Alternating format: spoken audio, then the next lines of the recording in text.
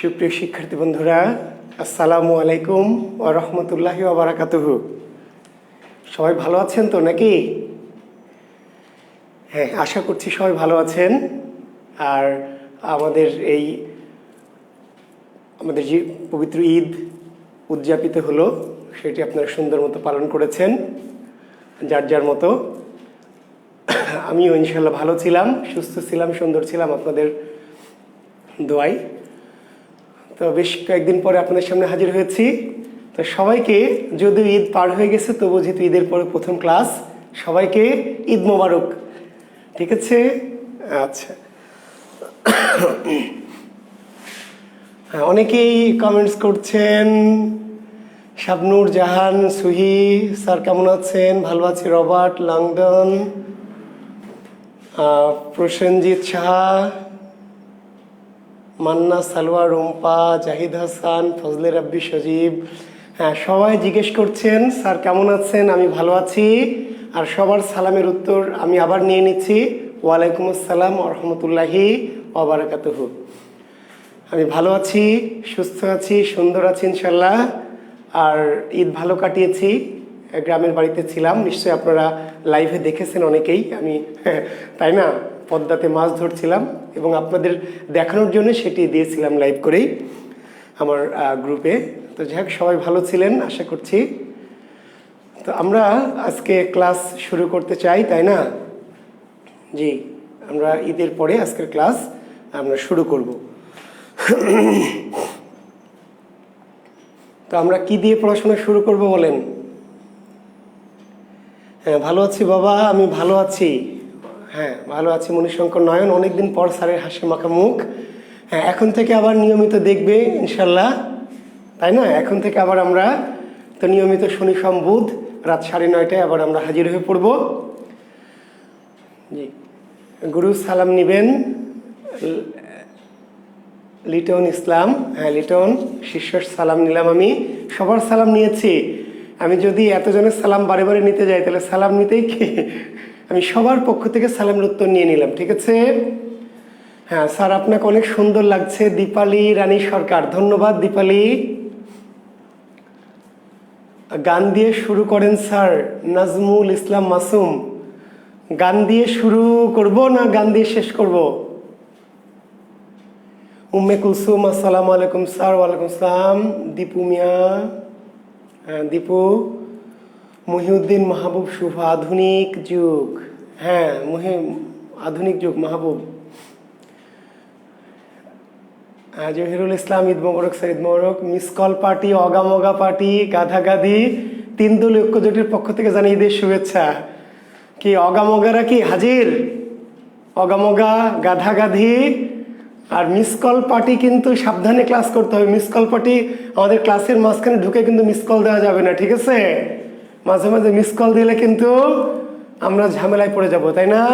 Missed call party একটু সাবধানে class করবেন, আর অগামগারা একটু সাবধানে প্রশ্ন করবেন। জি, আচ্ছা, হ্যাঁ, থ্যাংক ইউ স্যার। মাস্ক কই? মাস্ক কই মানে আমার কি আশেপাশে কেউ আছে? আমার তো 6 ফিটের মধ্যে কেউ নাই, তো কেমনে মাস্ক পরবো বলেন?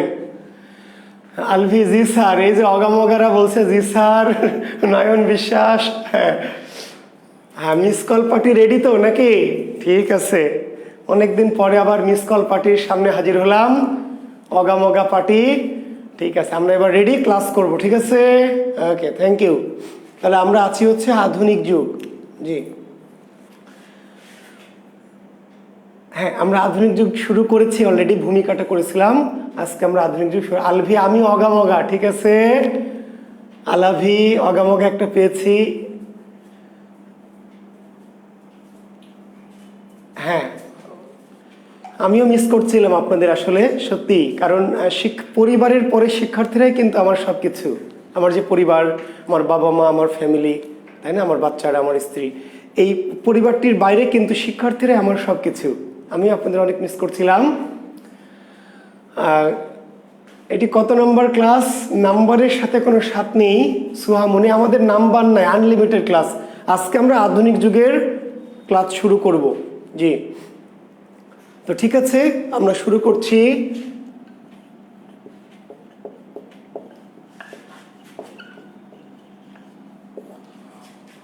আধুনিক যুগ, জি হ্যাঁ, অন্তরে 17 নম্বর। হ্যাঁ ঠিক আছে, থ্যাংক ইউ।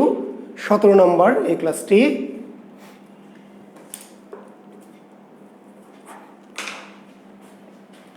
অনন্যা কারণ নমস্কার স্যার, এত দেরি কেন অনন্যা? না, বাসা থেকে ক্লাস নিচ্ছি না আরিফুল, আমি চলে এসেছি শহরে। আমি তো গ্রামের বাড়ি ছিলাম ঈদের মধ্যে, আমি এখন আবার রাজশাহীতে ফিরেছি। আমি এখন রাজশাহী থেকে ক্লাস নিচ্ছি। আচ্ছা, তো ঠিক আছে শিক্ষার্থী বন্ধুরা, তাহলে আমরা বাংলা সাহিত্যের আধুনিক যুগ, এই যুগের ভূমিকাটুকু করেছিলাম এবং সেই ভূমিকা ধরেই আমরা আজকে ক্লাসটি শুরু করব। এখন আর কোনো কমেন্টস নয়, কোনো কি শুভেচ্ছা বিনিময় নয়, শুধু ক্লাস করবেন। জি, আর প্রশ্ন উত্তর থাকলে আমি শেষে জিজ্ঞেস করব। ওকে, আচ্ছা।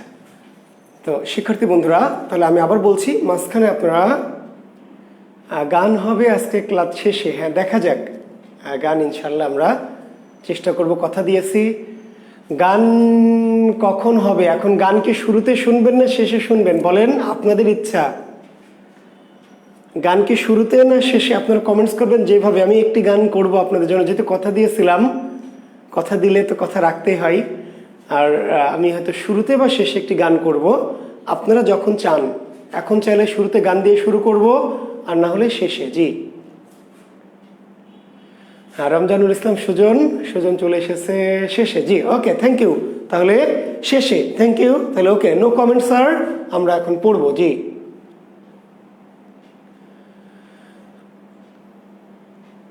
আফরোজা আমনি হরতাল, আমার কমেন্ট পড়ে দেন।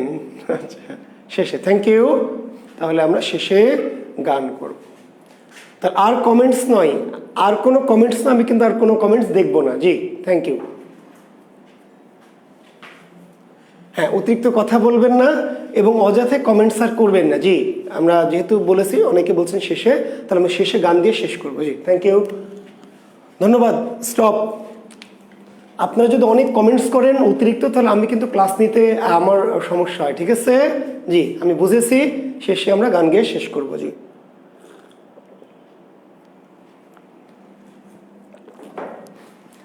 তো শিক্ষার্থী বন্ধুরা, আমি আর কমেন্টস আপনাদের দেখছি না, আপনারা যা খুশি তাই করেন, আমি আমার মতো ক্লাস নেবো। জি তারপর শেষে গান করবো ইনশাল্লাহ। তো বাংলা সাহিত্যের আধুনিক যুগ, আমরা একটি ভূমিকা ক্লাস নিয়েছিলাম। ভূমিকা, আধুনিক যুগ কেন, কিভাবে এলো, কারা আধুনিক যুগ নিয়ে এলো বাংলা সাহিত্যে, তাই না? মনে আছে? আমরা ঈদের আগে অর্থাৎ রোজার শেষের দিকে যে ক্লাসটি লাস্ট নিয়েছিলাম আধুনিক যুগের প্রথম পর্যায়ে। তো সেখান থেকে একটু সূত্রটাকে ইনক্লুড করতেই হচ্ছে, একটু না হলে হচ্ছে না।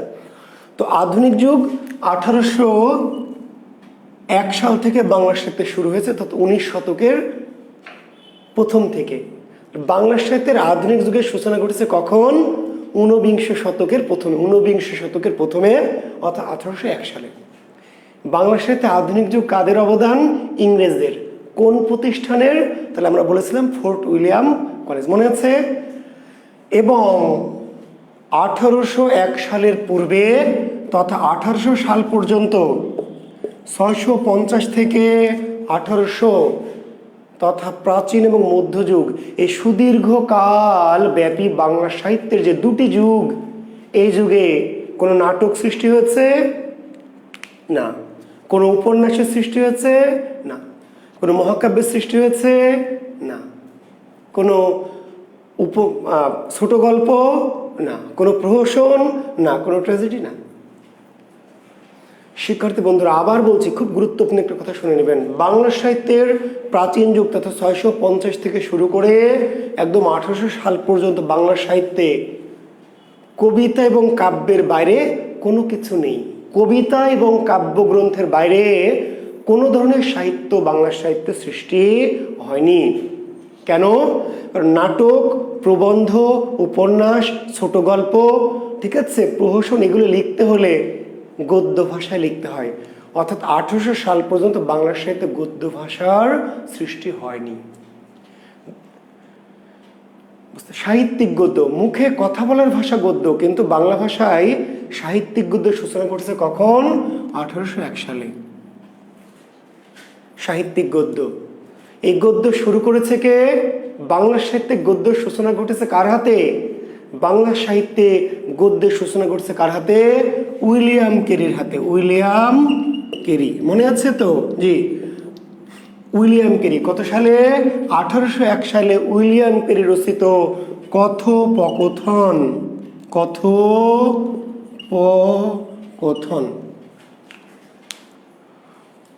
কি বাংলা সাহিত্যের কি প্রথম রচিত প্রকাশিত মুদ্রিত গ্রন্থ। বাংলা সাহিত্যের প্রথম মুদ্রিত রচিত নয়, রচিত চর্যাপদ। বাংলা সাহিত্যের প্রথম রচিত গ্রন্থ চর্যাপদ, কিন্তু বাংলা সাহিত্যের প্রথম মুদ্রিত গ্রন্থের নাম কি? কথোপকথন। কত সালে? 1801 সালে। এবং এখান থেকে গদ্যের সূচনা ঘটল।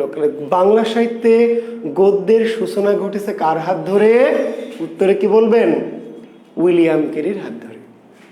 জি, এই উইলিয়াম কেরি পরবর্তীতে ফোর্ট উইলিয়াম কলেজের মাধ্যমে আরও অনেক পণ্ডিতের সাহায্যে গদ্যের সূচনা ঘটালেন। মৃত্যুঞ্জয় বিদ্যালঙ্কার, গোলকনাথ শর্মা, চণ্ডীচরণ মুন্সী, রাজীব লোচন মুখোপাধ্যায় এইভাবে কি করলেন? অনেকেই কি গদ্য লিখলেন এবং বাংলা সাহিত্যে গদ্যের সূচনা ঘটল। তাহলে আমরা প্রাচীন মধ্যযুগে চর্যাপদ, শ্রীকৃষ্ণ কীর্তন, মঙ্গল কাব্য, কবিগান, রামায়ণ, মহাভারত যত কিছু সাহিত্য পড়ছিলাম সবই কিন্তু কি কাব্য। কি কাব্য? তাহলে বাংলা সাহিত্যে গদ্যের সূচনা ঘটেছে কোন যুগে? আধুনিক যুগে। গদ্যের সূচনা ঘটেছে কার হাত ধরে? উইলিয়াম কেরির হাত ধরে। কোন প্রতিষ্ঠানের হাত ধরে? ফোর্ট উইলিয়াম কলেজের হাত ধরে। প্রথম সাহিত্যের প্রথম মুদ্রিত গ্রন্থের নাম কি? কথোপকথন। কিন্তু গদ্যের জনক কি উইলিয়াম কেরি? গদ্যের জনক কি উইলিয়াম কেরি? না, গদ্যের জনককে ঈশ্বরচন্দ্র বিদ্যাসাগর। কেন? তার একটি বিস্তৃত ব্যাখ্যা দেখবেন আমাদের এই সাহিত্য গ্রুপে একটি দেওয়া আছে। জি, আমরা যখন ওই যে প্রথম দিকের ক্লাসে নিয়েছিলাম বিজ্ঞাপনী কিছু ক্লাস জাকির বিসিএসে, তখন এখানে দুটো ক্লাস দেওয়া আছে আধুনিক যুগের। গদ্যের সূচনা ঘটেছে উইলিয়াম কেরির হাত ধরে।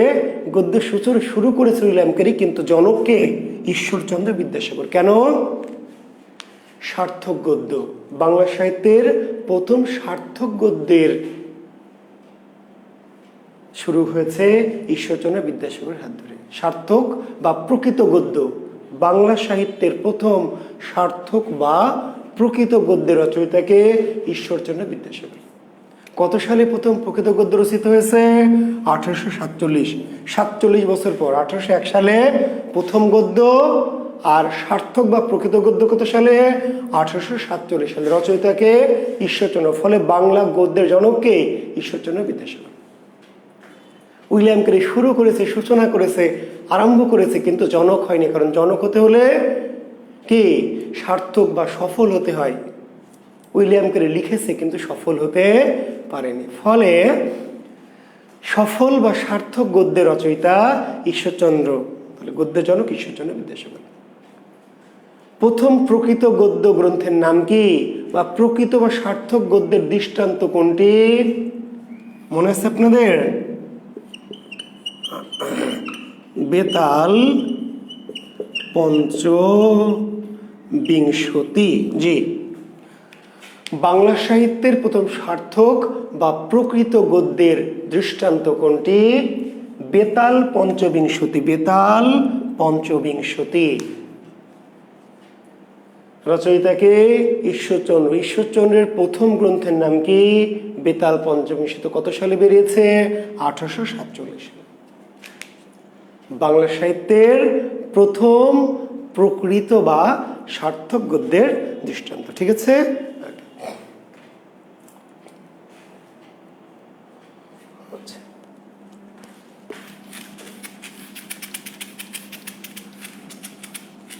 আর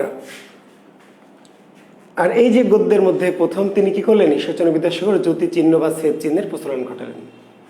তার মানে ঈশ্বরচন্দ্র বিদ্যাসাগরের পূর্বের যে গ্রন্থগুলি কথোপকথন কিংবা মৃত্যুঞ্জয় বিদ্যালঙ্কারের যে লেখা 32 সিংহাসন, রাজাবলী, হিতোপদেশ, তাই না, তারপরে রাজীব লোচন মুখোপাধ্যায়ের যে গ্রন্থগুলো, অর্থাৎ 1847 সালের পূর্বে বাংলা সাহিত্যে যে গ্রন্থগুলো রচিত হয়েছে সেখানে বিরাম চিহ্ন কি তেমন একটা ছিল না, সার্থক প্রয়োগ ছিল না। বুঝতে পারলেন?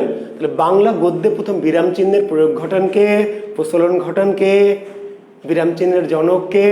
ঈশ্বরচন্দ্র বিদ্যাসাগর। কোন গ্রন্থে প্রথম বিরাম চিহ্নের প্রচলন ঘটানো হয়? বেতাল পঞ্চবিংশতি গ্রন্থ। কত সালের প্রথম বিরাম চিহ্নের প্রয়োগ ঘটানো হয়? 1847 সালে। দেখেন কত রকমের তথ্য, অল্প একটু কথা কিন্তু কত রকম তথ্য। 1847 সাল, তাহলে বাংলার সাথে একটু গুরুত্বপূর্ণ কি? জি, রেড লেটার।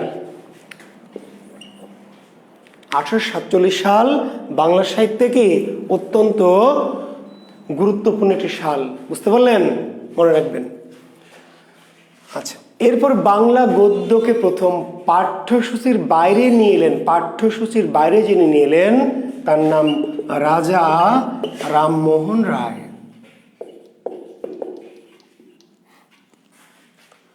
বাংলা গদ্যকে প্রথম কি করলেন? মানে পাঠ্য বইয়ের বাইরে, তার মানে ওই যে উইলিয়াম ক্যারির যে গদ্য কিংবা বিদ্যাসাগরের যে গদ্য, এই গদ্যগুলির মূল উদ্দেশ্য ছিল কি পাঠ্য বই আকারে লেখা, পড়াশোনার জন্য। বুঝতে পারলেন? উইলিয়াম ক্যারি, মৃত্যুঞ্জয় বিদ্যালঙ্কার, গোলকনাথ শর্মা কিংবা ঈশ্বরচন্দ্র বিদ্যাসাগর, এদের গদ্যগুলির উদ্দেশ্য ছিল কি পাঠ্যসূচি। তো পাঠ্যসূচির বাইরে প্রথম গদ্যকে সাধারণ মানুষের কাছে নিয়ে এলেন, বুঝতে পারলেন, রাজা রামমোহন রায়। তাহলে মনে রাখবেন যে গদ্যকে প্রথম পাঠ্যসূচির বাইরে নিয়ে এলেন, সাধারণ গদ্য রচনা করেছেন রাজা রামমোহন রায়। পাঠ্যসূচির বাইরে প্রথম গদ্য গ্রন্থের নাম কি? কি বেদান্ত।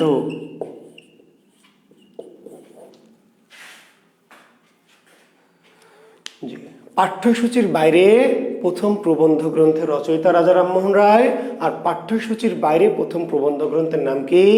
রামমোহন রায় রচিত কি বেদান্ত গ্রন্থ। জি, বেদান্ত।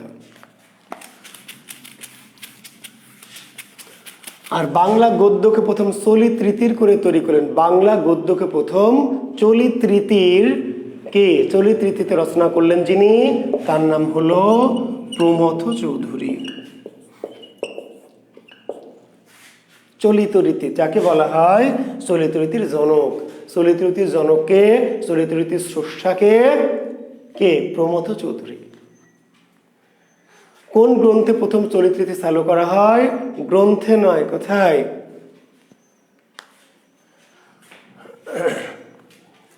একটি পত্রিকায়। সে পত্রিকাটির নাম কি? সবুজ পত্র। কত সালে? 1914 সালে। খুবই গুরুত্বপূর্ণ প্রশ্ন এটি, যে বাংলা চলিত রীতির প্রচলন ঘটানো হয় কত সালে? 1914 সালে। কোন গ্রন্থের মধ্য দিয়ে চলিত রীতির প্রচলন ঘটে? সবুজপত্র। সবুজপত্রের সম্পাদককে? প্রমথ চৌধুরী। সবুজপত্র পত্রিকাটিকে কি বলা হয়? চলিত রীতির মুখপত্র। আমি পত্রিকা নিয়ে একটা আলাদা ক্লাস নেব, খুবই জরুরি। পত্র পত্রিকা নিয়ে একটি আলাদা ক্লাস নেব, অত্যন্ত জরুরি। জি, আচ্ছা, বুঝতে পারলেন তো? তখন বলবো। তাহলে আমি একটু সিম্পলি বলি, আর একটা এই কথাগুলো জিস্ট কথাগুলো শুনে নেন, যেগুলি পরীক্ষার জন্য অতি জরুরি। তাহলে বাংলা গদ্যের সূচনা ঘটেছে কার হাত ধরে? উইলিয়াম ক্যারির হাত ধরে। সূচনা, প্রথম রচয়িতা উইলিয়াম ক্যারি বাংলা গদ্যের। কিন্তু এই গদ্যকে সার্থক বা সফল করেছেন ঈশ্বরচন্দ্র বিদ্যাসাগর। তিনি হলেন গদ্যের জনক এবং পাশাপাশি তিনি বিরাম চিহ্ন, জ্যোতিষ চিহ্ন, ছেদ চিহ্নেরও জনক। জি, কত সালে? 1847 সালে বেতাল পঞ্চবিংশতি গ্রন্থের মধ্য দিয়ে এই সার্থক গদ্যের প্রচলন ঘটে। কিন্তু বাংলা গদ্যকে যিনি পাঠ্যসূচির বাইরে বা পাঠ্য বইয়ের বাইরের গদ্য যিনি রচনা করলেন তিনি হলেন রাজা রামমোহন রায়। তার রচিত সে প্রথম প্রবন্ধ গ্রন্থের নাম কি? বেদান্ত বা বেদান্ত সার। ঠিকই বলেছেন আফরোজা, বেদান্ত সার। জি। আর বাংলা গদ্যকে চলিত রীতির করে বা চলিত ভাষায় রচনা করলেন যিনি প্রথম, তার নাম প্রমথ চৌধুরী। কত সালে? 1914 সালে। কোন গ্রন্থের মধ্যে? সবুজপত্র পত্রিকার মধ্য দিয়ে বাংলা সাহিত্যের প্রথম কি চলিত রীতির, বাংলা গদ্যকে চলিত রীতি করে রচিত হলো। জি।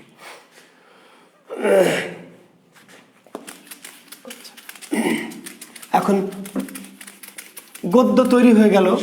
এর আগে যেহেতু গদ্য ছিল না, 1801 সালের পূর্বে বাংলা ভাষায় কোনো গদ্য ছিল না, তাহলে গদ্য রচিত হলো।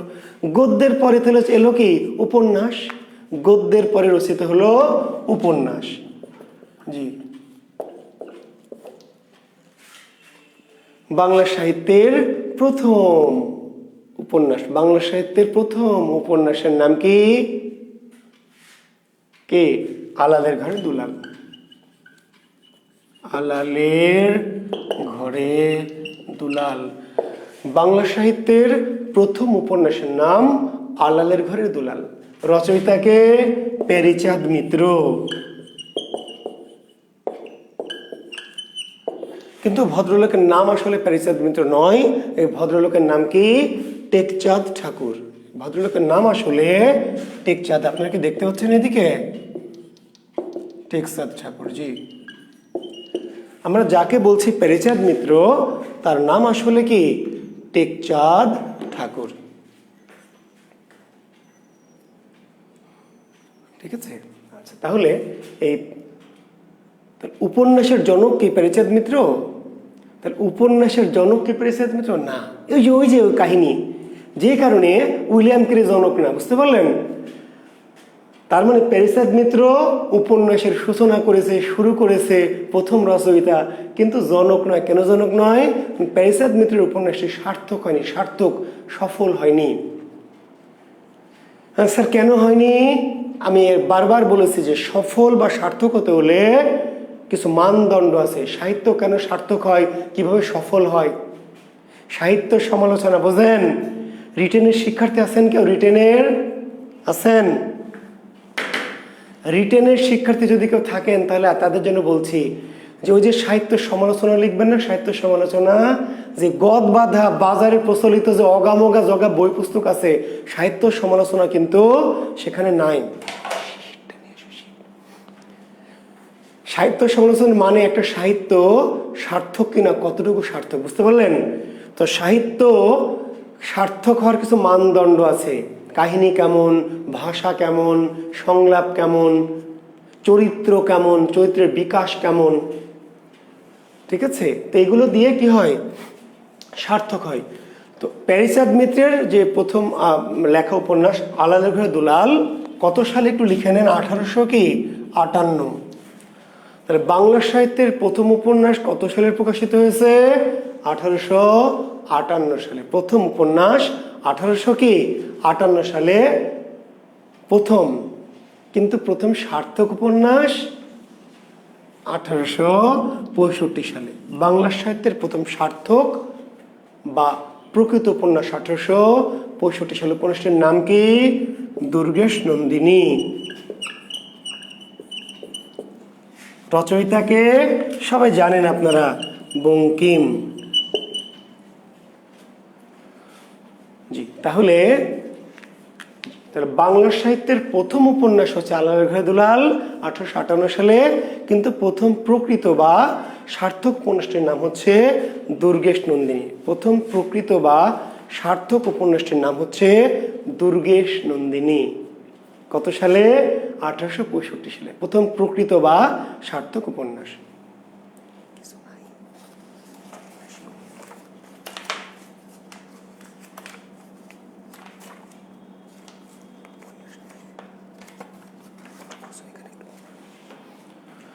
বুঝতে পেরেছেন? আচ্ছা, এখন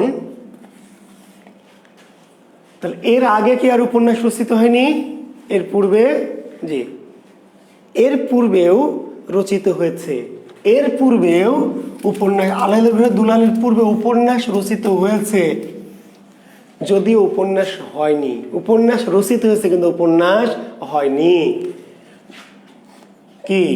একটি উপন্যাসের নাম হচ্ছে নববাবু বিলাস। নববাবু বিলাস। আরেকটি উপন্যাস নব বিবি বিলাস। জি, নববাবু বিলাস এবং নব কি বিবি বিলাস।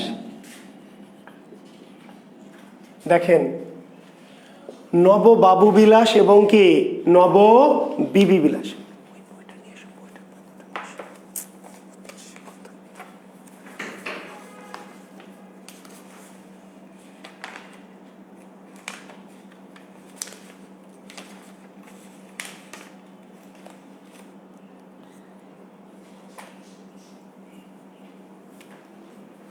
জি, রচয়িতা ভবানীচরণ বন্দ্যোপাধ্যায়। রচয়িতাকে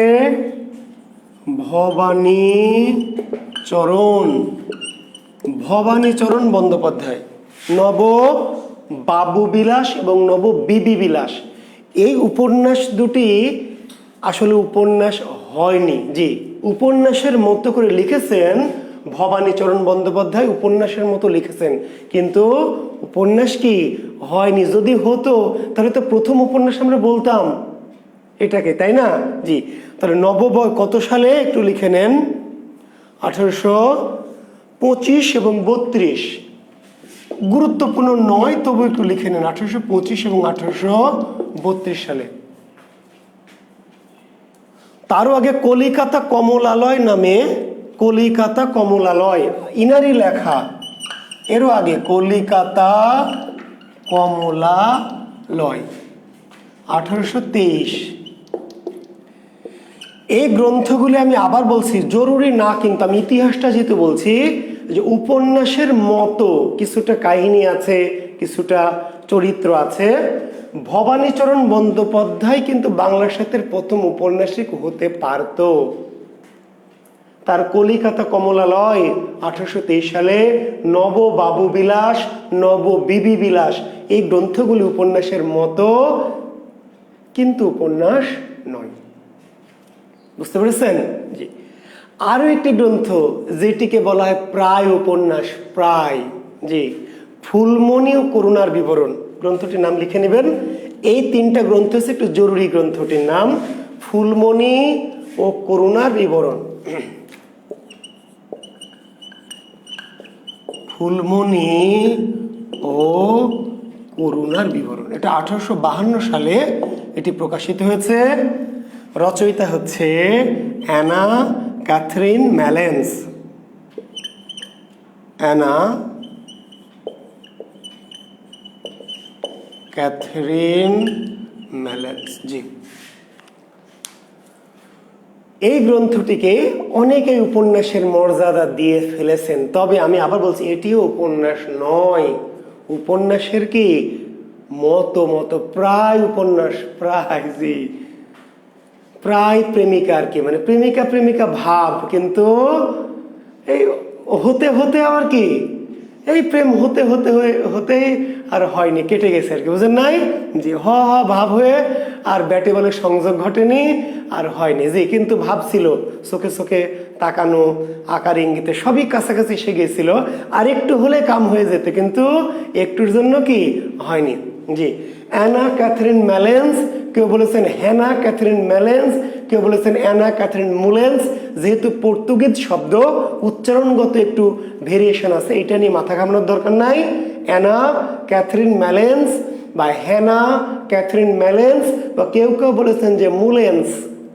ম্যালেন্স হোক মুলেন্স হোক একই মহিলা। যিনি ছিলেন খ্রিস্টান মিস। জি, মিস। খ্রিস্ট ধর্ম প্রচারের উদ্দেশ্যে এই মিসরা পাদ্রীদের সাথে, তার সাথে কিছু মিস আসতো। এই অ্যানা ক্যাথরিন ম্যালেন্স, তিনি এদেশে খ্রিস্ট ধর্ম প্রচারের উদ্দেশ্যে এসেছিলেন এবং এই গ্রন্থটা লিখেছিলেন খ্রিস্ট ধর্ম প্রচারের জন্য। এই গ্রন্থটি তিনি উপন্যাসের জন্য লেখেননি, ভালো করে শুনবেন। যদি তিনি উপন্যাস লেখার জন্য লিখতেন, যেমন ভবানীচরণ বন্দ্যোপাধ্যায় উপন্যাস লেখার জন্য লিখেছিলেন, কিন্তু হয়নি। উপন্যাস লিখবেন বলে লিখেছিলেন, কিন্তু হয়নি। আর এই মহিলা উপন্যাস লিখতে চাননি, তিনি আসলে খ্রিস্ট ধর্ম প্রচার করতে এসেছেন, যিশুর মাহাত্ম্য প্রচার করতে এসেছেন।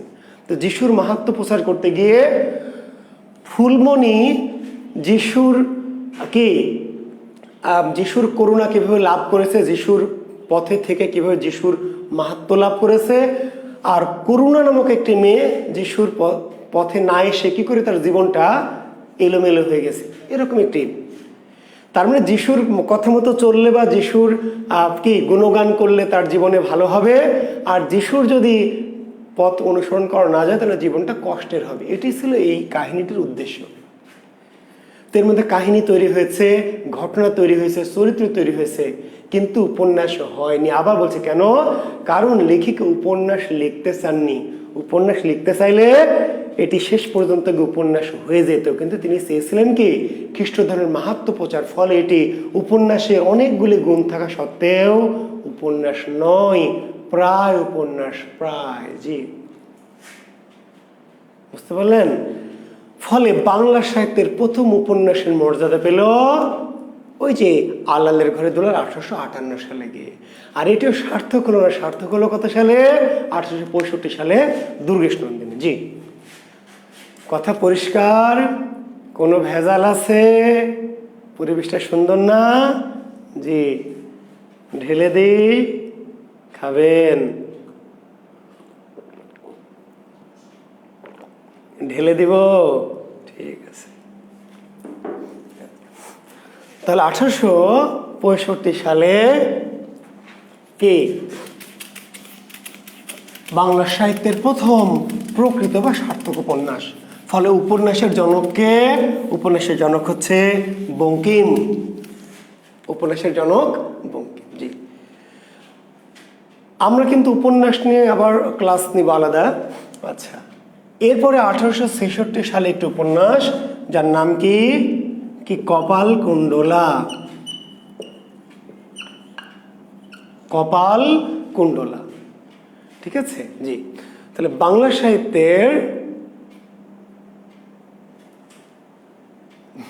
সাহিত্যের প্রথম রোমান্স বা রোমান্টিক উপন্যাস। জি, এই প্রশ্নগুলো অতি জরুরি, কিন্তু গুরুত্বপূর্ণ। যা যা পড়াচ্ছি আধুনিক যুগের প্রশ্ন কিন্তু বেশি থাকবে, মনে আছে তো? 15টি প্রশ্ন থাকবে আধুনিক যুগ থেকে। এই যে 1 মাস ধরে প্রাচীন মধ্যযুগ পড়লাম, রাধাকৃষ্ণ, লাইলি মজনু, ইউসুফ জুলেখা, বেহুলা লক্ষিন্দার, এত কাহিনী পড়লাম, সে প্রশ্ন থাকবে 5টা। আর এখন যে একটুকু পড়াবো প্রশ্ন থাকবে 15টা। 15, এবং যা যা বলবো ক্লাসে, আবার বলছি, ক্লাসের বাইরে কোনো প্রশ্ন বাংলাদেশের কোনো পরীক্ষা আসবে না। জি, লিখে রাখেন খাতায়। জুয়েল কিবরিয়া যেই কথাগুলি ক্লাসে বলে দিবে, যেই তথ্যগুলি, তার বাইরে বাংলাদেশের কোনো পরীক্ষায় বিসিএস, টিসিএস, ব্যাংক, বিমা, এনজিও, প্রাইমারি, বুঝতে পারলেন, বাংলাদেশের কোনো পরীক্ষা ইনশাল্লাহ আসবে না। জি, তো এই কথাগুলো গুরুত্বপূর্ণ যে বাংলা সাহিত্যের প্রথম রোমান্টিক বা রোমান্স ধর্মী উপন্যাস, বাংলা সাহিত্যের প্রথম রোমান্টিক বা রোমান্স ধর্মী উপন্যাস কোনটি? কপাল কুণ্ডলা। কত সালে? 1866 সালে। তাহলে রোমান্টিক উপন্যাস বা রোমান্স উপন্যাসের জনককে? ওই বঙ্কিম। তাহলে বাংলা উপন্যাসের জনক বঙ্কিম, রোমান্টিক উপন্যাসের জনক বঙ্কিম, রোমান্স উপন্যাসের জনক বঙ্কিম। জি, কপাল কুণ্ডলা। আর ওই যে ডায়লগ, পথিক তুমি পথ হারে আছো, তাই না? আমি বঙ্কিম নিয়ে যখন আসবো তখন উপন্যাসগুলি নিয়ে আলোচনা করব। জি, আমি আসলে আজকে শুধু ইতিহাসটা পড়াতে চাচ্ছি, সাহিত্যের সূচনার ইতিহাস। আমি আলাদা করে বঙ্কিম পড়াবো, ঈশ্বরচন্দ্র বিদ্যাসাগর পড়াবো, রবীন্দ্রনাথ পড়াবো, নজরুল পড়াবো, বুঝতে পেরেছেন? জি, তখন আমি আসবো, কপাল কুণ্ডলায় আসবো, কাহিনী বলবো, চরিত্র বলবো আমাদের। তো পথিক তুমি পথ হারায় আছো, তাই না? বাংলা সাহিত্যের প্রথম রোমান্টিক সংলাপ, বাংলা সাহিত্যের প্রথম রোমান্টিক সংলাপ কোনটি? পথিক তুমি পথ হারায় আছো। জি, কার উক্তি এটি? কপাল কুণ্ডলার। কাকে উদ্দেশ্য করে বলেছিল? নায়ক নবকুমারকে। তাহলে বাংলা সাহিত্যের প্রথম রোমান্টিক উপন্যাসের নায়ককে উদ্দেশ্য করে প্রথম যে ডায়লগটি দিয়েছিল, সেই ডায়লগটি কি? পথিক তুমি পথ হারায় আছো। জি, এরপরে বাংলা সাহিত্যের আরো একটি বিষয় আপনাদের একটু জানতে হবে, যে বাংলা সাহিত্যে মুসলিম রচিত বা বাংলা সাহিত্যে মুসলমানদের দ্বারা রচিত প্রথম উপন্যাসের নাম কি? রত্নবতী।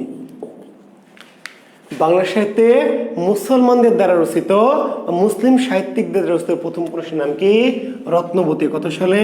1869 সালে। 1869 সালে রত্নবতী। রচয়িতাকে? মীর মশাররফ হোসেন। মীর মশাররফ হোসেন।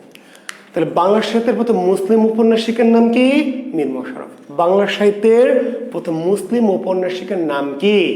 মীর মশাররফ হোসেন। মুসলমানদের দ্বারা রচিত প্রথম উপন্যাসের নাম কি? রত্নবতী। কত সালে? 1869 সালে। জি, লিখে নেন।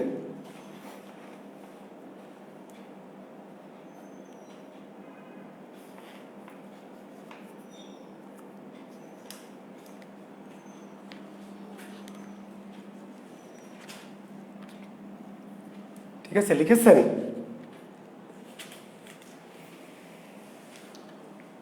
তাহলে বাংলা সাহিত্যে বাংলা সাহিত্যে আচ্ছা, আর বাংলা সাহিত্যে প্রথম মহিলা উপন্যাসিকের নাম কি? বাংলা সাহিত্যের প্রথম মহিলা ঔপন্যাসিকের নাম মুসলিম ঔপন্যাসিক মীর মশাররফ হোসেন। মুসলমানদের দ্বারা রচিত প্রথম উপন্যাস রত্নবতী। আর প্রথম মহিলা উপন্যাসিকের নাম স্বর্ণকুমারী দেবী। মহিলা উপন্যাসিকের নাম হচ্ছে স্বর্ণকুমারী দেবী। আর মহিলাদের দ্বারা রচিত প্রথম উপন্যাসের নাম কি? দীপ নির্বাণ। মনে রাখেন, বাংলা সাহিত্যে মহিলাদের দ্বারা রচিত প্রথম উপন্যাসের নাম কি? দীপ নির্বাণ। জি। আর প্রথম মহিলা উপন্যাসিককে স্বর্ণকুমারী দেবী, রবীন্দ্রনাথের বড় বোন। মনে আছে? জি,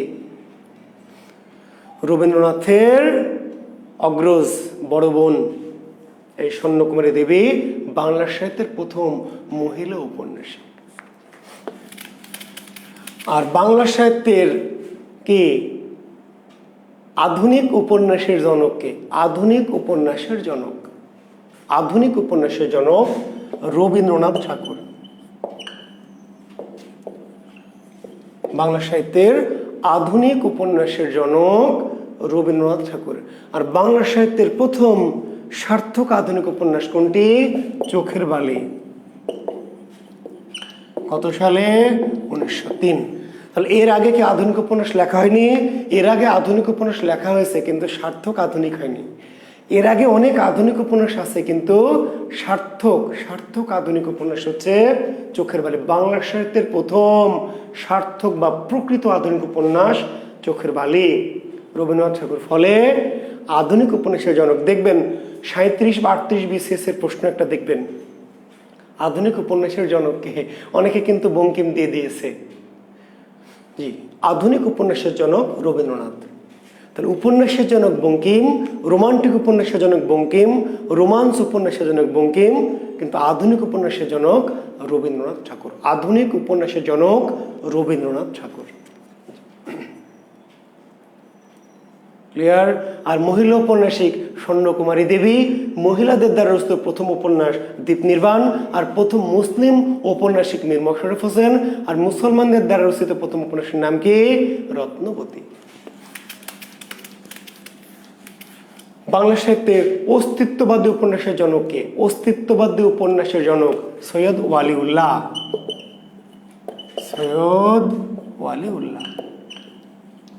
বাংলা সাহিত্যে অস্তিত্ববাদী উপন্যাসের জনক Syed Waliullah.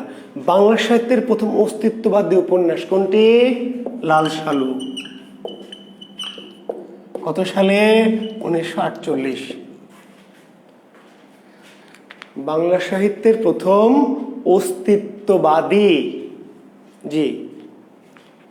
Novel of existentialism, অস্তিত্ববাদ। Bangla সাহিত্যের প্রথম অস্তিত্ববাদী উপন্যাস হচ্ছে লাল সালু, 1948। অস্তিত্ববাদের জনককে? সৈয়দ ওয়ালিউল্লাহ। বাংলা সাহিত্যের প্রথম স্ট্রিম অব কনসাসনেস, চেতনা প্রবাহ রীতির জনক সৈয়দ ওয়ালিউল্লাহ। কিসের জনক? চেতনা প্রবাহ রীতি।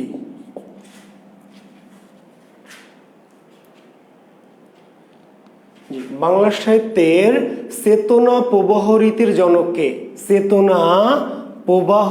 অস্তিত্ববাদ মানে হচ্ছে যে কি নিজের অস্তিত্ব আগে, নিজে বাঁচলে বাপের নাম, এর নাম অস্তিত্ববাদ ভাই। জি, অনিরুদ্ধ, অরণ্য। নিজে বাঁচলে বাপের নাম, এর নাম অস্তিত্ববাদ। মজিদ ধর্মকে বিক্রি করে কি একটা সামান্য একটা কি কবরকে পীরের মাজার বানিয়ে বিজনেস করেছে। কেন? তার পেটে খাবার নাই, ক্ষুধা যখন আসবে তখন ধর্ম টর্ম এসব মানার টাইম নাই। মানুষ নিজের জীবন বাঁচানোর জন্য যে কোনো কিছুই কি করতে পারে। নিজের মেয়েকে বিক্রি করে দেয়, ছেলেকে বিক্রি করে দিয়েছে, জানেন কি ইতিহাসে আছে। নিজের জীবন বাঁচানোর জন্য মানুষ যা সব কিছুই করতে পারে, এর নাম অস্তিত্ববাদ, এক্সিস্টেন্সিয়ালিজম। আগে নিজের জীবন, আপনি বাঁচলে পরের নাম, চাচা আপন জান বাস, আর কিছু শুনবেন, এগুলির নাম অস্তিত্ববাদ। জি। আর বাংলাদেশের চেতনা প্রবাহ রীতির জনক সৈয়দ ওয়ালিউল্লাহ। চেতনা প্রবাহ রীতির জনক, স্ট্রিম অব কনসাসনেস, চেতনা প্রবাহ রীতি জনক সৈয়দ ওয়ালিউল্লাহ। চেতনা প্রবাহ রীতিতে রচিত প্রথম উপন্যাসের নাম কি? চাঁদের অমাবস্যা। চাঁদের অমাবস্যা দেখতে পাচ্ছেন এদিকে। চেতনা প্রবাহ রীতিতে রচিত প্রথম উপন্যাস কোনটি বাংলা সাহিত্যে? চাঁদের অমাবস্যা। কত সালে? 1964। চেতনা প্রবাহ রীতিতে রচিত উপন্যাস চাঁদের অমাবস্যা। তাহলে চেতনা প্রবাহ রীতির জনক এবং অস্তিত্ববাদের জনক হচ্ছে সৈয়দ ওয়ালিউল্লাহ। তো উপন্যাস নিয়ে মোটামুটি উপন্যাসের ইতিহাস, উপন্যাসের কি, আমরা কিন্তু উপন্যাসের কি পড়ছি? ইতিহাস পড়ছি। জি। তো এই হচ্ছে আমাদের উপন্যাসের ইতিহাস। আমরা আবার প্রত্যেক লেখকের ইন্ডিভিজুয়াল উপন্যাস নিয়ে কথা বলবো। শিক্ষার্থী বন্ধুরা, আমি আবার বলছি, এই যে চোখের বালি নিয়ে, শেষের কবিতা নিয়ে, লাল সালু নিয়ে, বোঝেন নাই, দুর্গেশ নন্দিনী নিয়ে বা কপাল, আমি যখন লেখকদের আলোচনা করব তখন এই প্রত্যেকটা লেখক ধরে ধরে বড় বড় উপন্যাসগুলো একটু কথা বলবো। জি, ইনশাল্লাহ চেষ্টা করব। আর এখন শুধু আমি আধুনিক যুগের শুরুতে কিভাবে এই সাহিত্যগুলি সৃষ্টি হলো, সাহিত্যের ধারা, সেগুলো নিয়ে কথা বলছি। আচ্ছা দেখেন, আচ্ছা নাটকটা নিয়ে একটু কথা বলে নিই। নাটক, জি।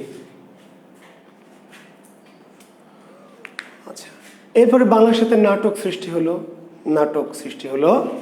তো বাংলা সাহিত্যে প্রথম নাটক, যে নাটকের দুটো ক্ষেত্র, একটা হচ্ছে নাটকের, তাই না, অভিনয়, আর একটা হচ্ছে নাটকের এমনি নাটকের রচনা। তা আমরা মূলত নাটকের রচনাটা নিয়ে কথা বলবো, যে নাটক কিভাবে বাংলা সাহিত্যে রচিত হলো। তো বাংলা সাহিত্যে প্রথম রচিত হলো নাটক 1852 সালে। দুটি নাটক, একটি নাম হচ্ছে কীর্তিবিলাস, আরেকটি নাম হচ্ছে ভদ্রার্জুন। এটা 1852 সালে। বাংলা সাহিত্যে 1852 সালে প্রথম নাটক লেখা হলো, বুঝতে পারলেন? নাটক রচনা করা হলো। একই সালে দুটো নাটক, একটি নাম কীর্তিবিলাস আর একটি নাম ভদ্রার্জুন। 1852 সালের মধ্যে কীর্তিবিলাসটা একটু আগে আর ভদ্রার্জুনটা একটু পরে। একই সাল, কিন্তু আগে কোনটা? কীর্তিবিলাস, পরে ভদ্রার্জুন। কীর্তিবিলাসের রচয়িতাকে জি.সি. গুপ্ত। জি.সি. গুপ্ত মানে যোগেশ চন্দ্র গুপ্ত, কীর্তিবিলাস। আর ভদ্রার্জুনের রচয়িতাকে তারাচরণ শিকদার। জি, তারাচরণ শিকদার। তাহলে বাংলা সাহিত্যের প্রথম নাটকের নাম কি? কি বলবেন? কীর্তিবিলাস না ভদ্রার্জুন? বলেন। বাংলা সাহিত্যের প্রথম নাটকের নাম কি? উত্তর দিতে হবে ভদ্রার্জুন। উত্তর কি? ভদ্রার্জুন। কেন? এটাই তো আগে, 1852 সালে এটাই আগে, কিন্তু এটি নাটক না, নাটকের মতো, বুঝলেন? প্রায় নাটক, প্রায়। তাহলে কীর্তিবিলাস নাটক হিসাবে রচিত হয়েছে, কিন্তু নাটক হয়নি, পাশ করেনি, 33 পায়নি, ফেল করেছে, 22-23 পেয়েছে, বুঝেন নাই? জি। তাহলে বাংলা সাহিত্য এটি নাটক, প্রথম নাটক হতে পারত কীর্তিবিলাস, যদি নাটকের মানদণ্ডে পাশ করত। তাহলে এটি নাটকের মতো হয়েছে, কিন্তু নাটক হয়নি। তাহলে বাংলা সাহিত্যের প্রথম নাটকের নাম কি? ভদ্রার্জুন। প্রথম নাট্যকারের নাম কি? তারাচরণ শিকদার। প্রথম নাটক ভদ্রার্জুন, প্রথম নাট্যকার তারাচরণ শিকদার। ঠিক আছে। বাংলা সাহিত্যের প্রথম সামাজিক নাটক, বাংলা সাহিত্যের প্রথম সামাজিক নাটকের নাম লিখে নেন, কুলীন কুল সর্বস্ব, 1854 সালে। বাংলা সাহিত্যের প্রথম সামাজিক নাটকের নাম কি? কুলীন কুল সর্বস্ব, রাম নারায়ণ তর্করত্ন। জি, বাংলা সাহিত্যের প্রথম কি? সামাজিক নাটক। সামাজিক, কুলীন, কুল সর্বস্ব।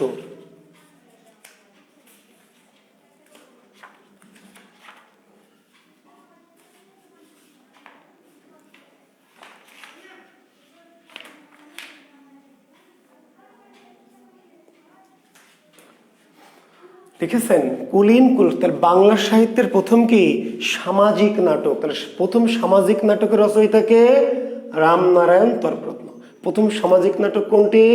কুলীন কুল সর্বস্ব। প্রথম সামাজিক নাটক কত সালে? 1854 সালে। বাংলা সাহিত্যের প্রথম সামাজিক নাটক। এখন বলেন তাহলে বাংলা নাটকের জনক কি? রামনারায়ণ নাকি তারাচরণ শিকদার না জি.সি. গুপ্ত? কে বাংলা নাটকের জনক? এরা না। তাহলে এরা কি? ওরে গাধা, এনিউ প্রিন্স গাধি, শোন, চেতনা প্রভৃতি ধারণা দিব রে গরু। সৈয়দ ওয়ালিউল্লাহ যখন পড়াবো, বুঝলি, কোনো কিছু বাদ রাখবো না রে বাবা। সৈয়দ ওয়ালিউল্লাহ যখন পড়াবো রে বাবা, তখন চেতনা প্রভৃতি বোঝাবো। উপন্যাসটা আলোচনা না করলে কেমনে চেতনা প্রভৃতি বোঝাবো? তোকে চেতনা প্রভৃতি বোঝাইতে হলে বাবারে আমার ওই উপন্যাসটা ধরে একটু আলোচনা করা লাগবে রে বাবা। প্রিন্স বাবা, একটু থাম, ক্ষান্ত দে বাবা। হ্যাঁ, বুঝাবো। বোঝালাম তো তোদেরকে। যখন আমি ওই লেখক ধরে আলোচনা করব, তখন ওই লেখকের ওই যে কেন চোখের বালি কেন আধুনিক, অন্যগুলো কেন আধুনিক না গরু, তোকে বোঝাইছি আমি। আমি চোখের বালি ধরে আলোচনা করে কি করব? তোকে ব্যাখ্যা দিয়ে বোঝাবো যে চোখের বালি কেন আধুনিক, অন্যগুলো কেন আধুনিক না। বুঝলি গরু? চেতনা প্রভৃতি কি এটা বোঝাইতে হলে গাধা গদ্ধব ওটা ধরে আমাকে উপন্যাসটা ধরে আলোচনা করতে হবে। আমি এখন উপন্যাসের গভীরে যেতে চাচ্ছি না। আমি এখন ইতিহাসটা পড়াচ্ছি। প্রত্যেকটা লেখক ধরে ধরে যখন পড়াবো, কেন এটা আধুনিক, কেন আধুনিক না, কেন চেতনা প্রভৃতি, কেন অস্তিত্ববাদ, এগুলো উপন্যাস ধরে ধরে বুঝাই দিব। বুঝেছিস? এটা থাম, ক্ষান্ত দে। হ্যাঁ, কোনো কিছু না বুঝিয়ে বাবারে তোদের কোর্স শেষ করব না। বুঝতে পারলি? সকল কিছু সব পই পই করে বুঝিয়ে তারপরে কোর্স শেষ হবে। আচ্ছা, তাহলে এরা কিন্তু জনক হতে পারতো, কিন্তু জনক হতে পারেনি, জনক হয়নি। বুঝতে পারলেন? তাহলে জনককে মাইকেল, নাটকের জনককে মাইকেল মধুসূদন দত্ত। কেন? তার নাটক কি? প্রকৃত বা সার্থক। কি নাম? শর্মিষ্ঠা।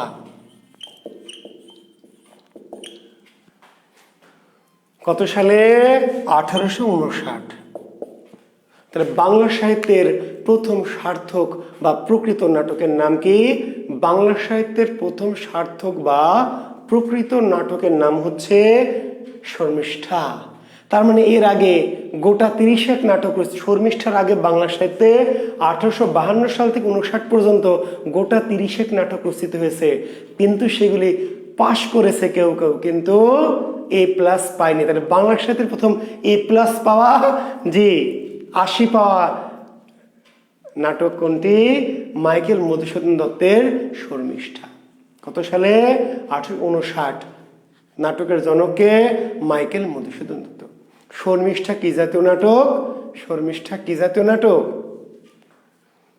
পৌরাণিক। লিখে নেন, শর্মিষ্ঠা কি জাতীয় নাটক? পৌরাণিক নাটক। পৌরাণিক।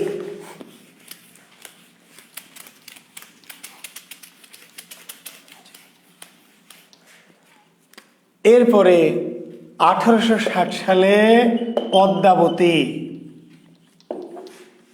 মাইকেল মধুসূদন দত্তের লেখা পদ্মাবতী বাংলা সাহিত্যের প্রথম ঐতিহাসিক নাটক। কি নাটক?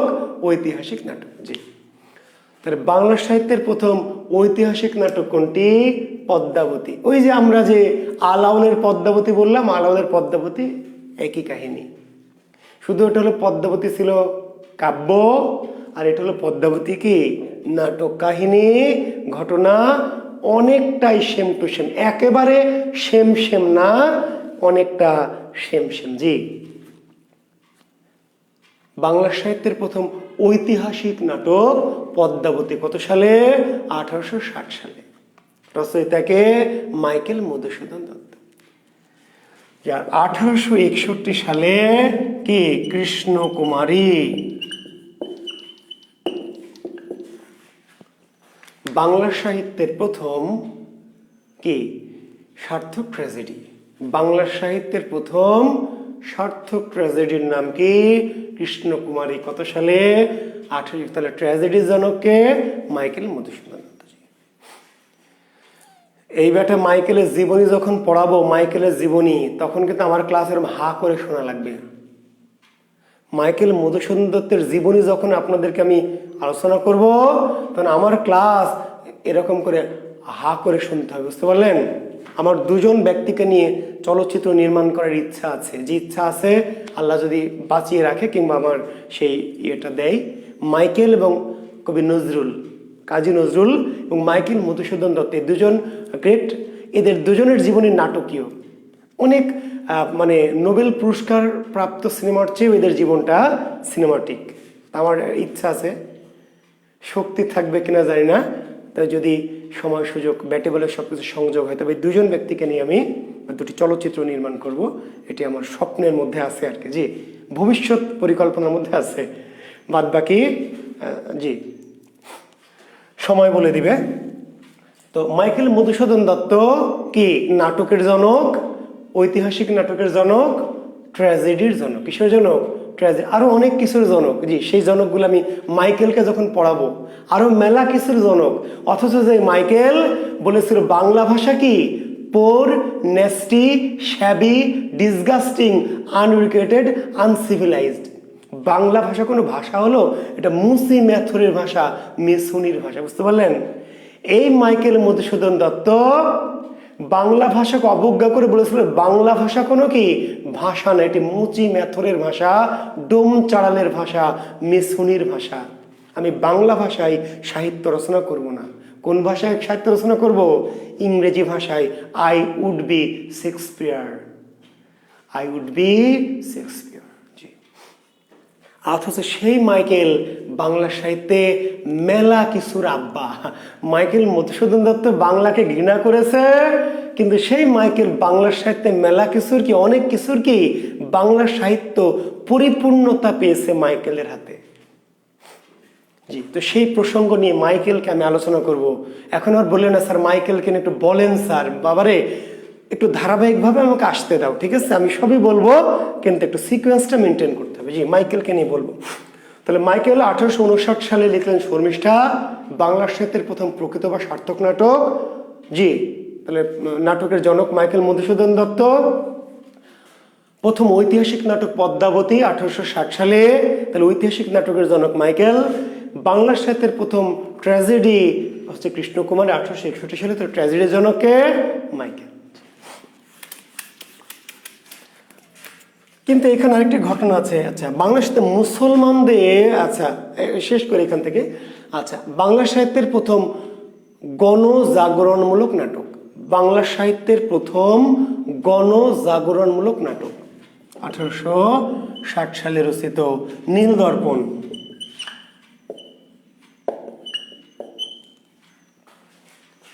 বাংলা সাহিত্যের প্রথম গণজাগরণমূলক নাটকের নাম কি? গণজাগরণমূলক নাটকের নাম কি?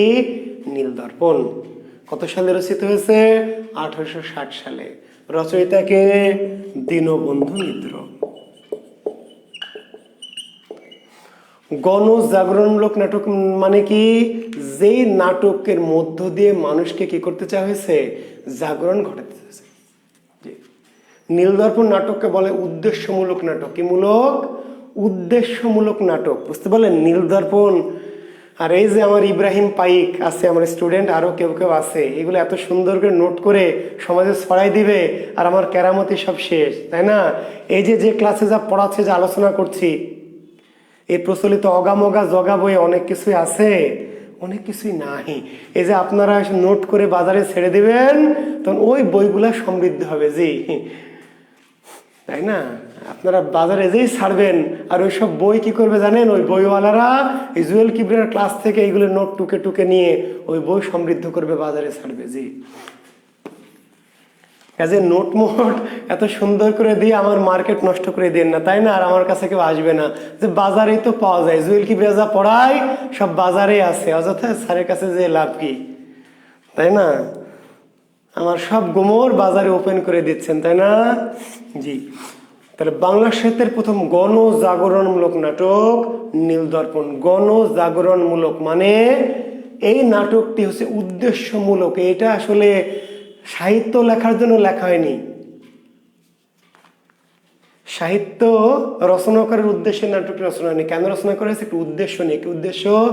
মানুষকে নীল কর্দের বিরুদ্ধে উত্তেজিত করে জাগরিত করা, গণজাগরণ ঘটনা, গণবিস্ফোরণ ঘটনা। তো নীলদর্পণ নাটক কি জাতীয় নাটক? উদ্দেশ্যমূলক নাটক এবং গণজাগরণমূলক নাটক। অর্থাৎ নীল কর্দের বিরুদ্ধে এদেশীয় মধ্যবিত্ত শ্রেণীকে কি করার জন্য? জাগরিত করার জন্য, প্রতিবাদ করার জন্য নীলদর্পণ নাটকটি রচিত হয়েছে। বুঝতে পেরেছেন? রচনা করেছে কি? দীনবন্ধু মিত্র। তাহলে গণজাগরণমূলক নাটকের জনককে? দীনবন্ধু মিত্র। গণজাগরণমূলক নাটকের জনক দীনবন্ধু মিত্র। এই নাটক সম্পর্কে একটু কথা একটু বলি, যদিও দীনবন্ধু মিত্র হয়তো পড়াবো, বাট সব লেখক হয়তো বিশদ করে পড়ানো হবে না। এই নাটকটি কি ইংরেজিতে অনুবাদ করা হয়েছিল। ইংরেজিতে অনুবাদ করেছিলেন কে? ওই যে ওই মাইকেল। আলহামদুলিল্লাহ। নীলদর্পণ নাটকের ইংরেজি অনুবাদকের নাম কি? মাইকেল মধুসূদন দত্ত। মাইকেল নিজের নামে অনুবাদটা করেনি, কি নামে করেছিলেন? A native. নীলদর্পণ নাটকের ইংরেজি অনুবাদক মাইকেল মধুসূদন দত্ত, কিন্তু মাইকেল স্বনামে বা নিজের নামে অনুবাদটি করেননি। অনুবাদটি করেছিলেন কার নামে? ছদ্মনামে। তার ছদ্মনামে ছিল এ নেটিভ। A native ছদ্মনামে। বুঝতে পেরেছেন? আর এই নাটকটির ইংরেজি নাম কি ছিল? Nildarpan or indigo planting mirror. Indigo planting. Nildarpan নাটকের ইংরেজি অনুবাদের নাম কি? Indigo planting mirror. Indigo planting mirror. অনুবাদককে? মাইকেল মধুসূদন দত্ত। কি মাইকেল কি নামে অনুবাদ করেছিলেন? A native ছদ্মনামে।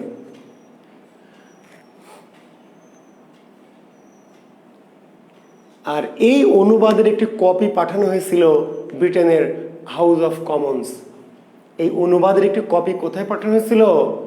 ইংল্যান্ডের ব্রিটেনের হাউস অফ কমন্সে। এবং সেখানে এই নাটকটি নিয়ে তুমুল উত্তেজনা, ঝগড়াঝাটি হয়েছিল ব্রিটিশ ওই হাউস অফ কমন্সে। বুঝতে পারলেন? এবং এই যে বেটা ইস্ট ইন্ডিয়া কোম্পানি এদেশে এসে কীভাবে অত্যাচার করছে, এটা কিন্তু ব্রিটেনের মানুষ জানতো না। ইস্ট ইন্ডিয়া কোম্পানি দেশে শাসন করার নামে কি যে নির্যাতন করছে, জোর করে নীল চাষে বাধ্য করছে, কৃষকের বাড়িঘর জ্বালিয়ে দিচ্ছে, স্ত্রী বা মেয়েদেরকে ধরে নিয়ে যাচ্ছে, এটা কিন্তু ব্রিটিশরা জানতো না। এবং এইটা নিয়ে ব্রিটেনের হাউস অফ কমন্সে বিশাল বাদানুবাদ, তর্ক বিতর্ক হয় এবং সেখানে আইন করে নীল চাষ নিষিদ্ধ করার জন্য, জোর করে নীল চাষ করা যাবে না, আইন পাশ করে, আইন। এবং এরই ফলশ্রুতিতে কিন্তু পরবর্তীতে ভারত স্বাধীনতা আইনও হয়। আপনারা জানেন কিনা? জি। তো সেই ইতিহাস হয়তো অনেকে জানেন। তো যাই হোক, কিন্তু এইদিকে ইংরেজরা খেপে গেল যে কার এত বড় সাহস, বেটা বাংলা নীলদর্পণ নাটক তো বোঝেনি, ব্রিটিশরা বাংলা যে নীলদর্পণ লেখা এটা তো পড়ে বোঝেনি। ইংরেজি যখন অনুবাদ হলো, এইবার ইস্ট ইন্ডিয়া কোম্পানি যারা তারা পড়লো, পড়ে দেখলো যে ওদেরকে বাঁশ দেওয়া হয়েছে নাটকের মধ্যে দিয়ে। তখন কি করলো? তখন খুঁজলো যে বেটা খুঁজে বের করে, নেটিভকে খুঁজে বের কর। কিন্তু এই নেটিভ নামে ভারতবর্ষে কাউকে খুঁজে পাওয়া গেল না। ছদ্মনাম, বুঝেন? আমরা আসবো ছদ্মনাম কেন নেওয়া হয়, এই জন্যই। ইস্ট ইন্ডিয়া কোম্পানি মামলা করে দিল, মানহানির মামলা, রাষ্ট্রদ্রোহ মামলা, কিন্তু এ নেটিভ নামে কাউকে খুঁজে পাওয়া গেল না। ওয়ারেন্ট জারি হলো, ইস্যু হলো, এ নেটিভ নামে কাউকে খুঁজে পাওয়া গেল না। এ নেটিভ নামে কেউ কি নাই। তখন প্রকাশককে খোঁজা হলো যে প্রকাশ করেছে কে? তাহলে জেমস পাদ্রি লং। এই নাটকটি প্রকাশ করেছে কে? ব্রিটিশ ভদ্রলোক জেমস পাদ্রি লং। এই পাদ্রি লংকে তখন ধরলো কেন? প্রকাশের অপরাধে পাদ্রি লংয়ের জরিমানা 1 বছরের কি 1000 টাকা জরিমানা এবং 1 বছরের কারাদণ্ড। 1 বছর বা কারোর মতো 1 মাস। জেমস পাদ্রি লংয়ের প্রকাশনার অপরাধে লেখককে তো পাওয়া গেল না, এর নেটিভ নামে কেউ নাই, তখন প্রকাশনার অপরাধে জেমস পাদ্রিলংয়ের 1000 টাকা জরিমানা এবং 1 বছরের কারাদণ্ড। এবং এই নাটক দেখতে গিয়ে এই নাটকের অভিনয় যখন চলছিল বেলগাছিয়া রঙ্গমঞ্চে, এই নাটক দেখতে গিয়ে ঈশ্বরচন্দ্র বিদ্যাসাগর কি মঞ্চে জুতা ছুঁড়ে মেরেছিলেন। সেই কাহিনী 2য় পর্বে, যে বিদ্যাসাগর পড়াবো তখন জানাবো। জি, বিদ্যাসাগর কেন নীলদর্পণ নাটক দেখতে গিয়ে জুতা ছুঁড়ে মেরেছিলেন, কেন? জি, এটা 2য় পর্বে, মানে বিদ্যাসাগর যেদিন পড়াবো সেদিন মনে করিয়ে দিবেন। জি, তো এই নীলদর্পণ হচ্ছে বাংলা সাহিত্যের প্রথম গণজাগরণমূলক নাটক। আর বাংলা সাহিত্যের মুসলিম নাট্যকারের নাম কি? মীর মশাররফ। মুসলমানদের দ্বারা রচিত প্রথম নাটকের নাম কি? বসন্ত কুমারী। কত সালে? 1873। জি, লিখে নেন। বাংলা সাহিত্যে প্রথম মুসলিম নাট্যকারের নাম মীর মশাররফ হোসেন, মুসলিম নাট্যকার। আর মুসলমানদের দ্বারা রচিত প্রথম নাটকের নাম কি? বসন্ত কুমারী। কত সালে রচিত হয়েছে? 1873 সালে। এবং ক্রিটিকদের মতে মীর মশাররফ বসন্ত কুমারী নাটকটি অনুকরণ করেছিলেন কোথা থেকে? মাইকেলের কৃষ্ণকুমারী নাটক থেকে। কারো কারো মতে, অনেকে আবার স্বীকারও করেন না, কিন্তু কারো কারো মতে যে মীর মশাররফ তার বসন্ত কুমারী নাটক কার অনুকরণে লিখেছিলেন? কোন নাটকের অনুকরণে? মাইকেল মধুসূদন দত্তের কৃষ্ণকুমারী নাটকের অনুকরণে লিখেছিলেন। জি, এটি মুসলমানদের দ্বারা রচিত প্রথম নাটক, প্রথম মুসলিম নাট্যকার মীর মশাররফ হোসেন। এই হচ্ছে মোটামুটি বাংলা নাটকের ইতিহাস। কিসের ইতিহাস? বাংলা নাটকের ইতিহাস। তো আজকে প্রথম দিন, খুব বেশি পড়াবো না। আর 11টায় আমাদের আজকে পরীক্ষাও আছে, তাই না? 11টায় পরীক্ষা আছে, আর একটু পড়াবো, আর 15 মিনিট, তারপর পরীক্ষাটা ছাড়বো। আচ্ছা, ঠিক আছে, তাহলে মহাকাব্যটা একটু পড়িয়ে ফেলি। জি, ইতিহাসটা শেষ করে ফেলি।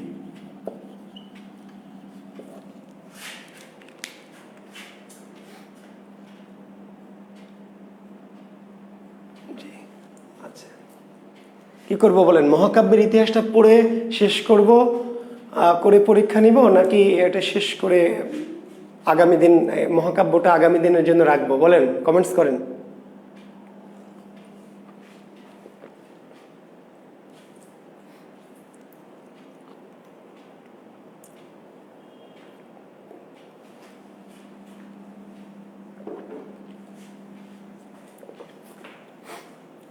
কি করি? আচ্ছা, একজন লিখলেন না স্যার থাক, একজন লিখলেন পড়ান, একজন ছুটি, গান হবে কখন?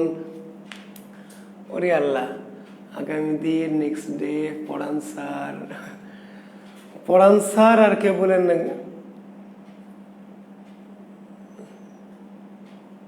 আচ্ছা, ঠিক আছে, বেশিরভাগই বলেছেন আগামী দিন হলে ভালো হয়। জি, 2-1জন। আচ্ছা, ঠিক আছে, না স্যার অন্যদিন পড়বো। আচ্ছা, ওকে। হ্যাঁ, কেউ বলেছেন পড়ান, আর কেউ বলছেন যে অন্যদিন পড়বো, নেক্সট ডে। ঠিক আছে, থাক, আজকে আর যাচ্ছি না, কারণ পরীক্ষা একটা নিবার, একটু গান শোনাতে চেয়েছি, তো কথাটা রাখি আর কি আপনাদের। ঠিক আছে, থ্যাংক ইউ শিক্ষার্থী বন্ধুরা। আমি একটু তাহলে ঢুকছি, বেরিয়ে আবার ঢুকবো। ঠিক আছে? জি, আপনাদেরকে গান শোনাবো, আর আগামী দিন আমরা মহাকাব্য এবং বাদবাকি ইতিহাসটি পড়াবো। জি, তো গানের জন্য ঢুকবো, একটু অফ করে, আমার একটু অ্যারেঞ্জমেন্ট লাগবে, তো অল্প একটু, আমাদের ছেড়ে যাবেন না। আমরা 1 মিনিটের বিজ্ঞাপন বিরতির পরে কি আবার আসছি। জি, এখন গান হবে। জি, থ্যাংক ইউ, আমাদের ছেড়ে যায়েন না আবার। ঠিক আছে? জি, হ্যাঁ, একটু